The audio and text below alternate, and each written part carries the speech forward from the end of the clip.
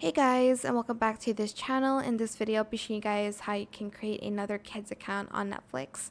So to do that add profile, you're just going to add your kid's name or anybody's name here. Go to kids profile and then select only see kid friendly TV shows and movies, enable and press save. Then you'll have this basically Netflix profile for kids, and there's like a bunch of characters I think you can choose for your profile if I'm not mistaken, or they're just on display for the kids to see.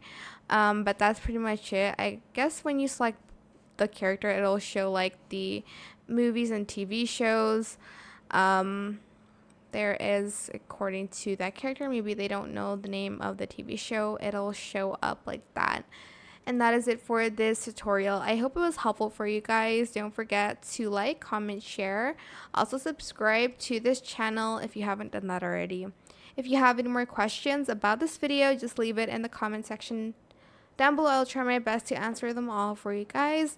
And if you found this video helpful, please click the thanks button as well. That is it. Thank you so much for watching. Bye.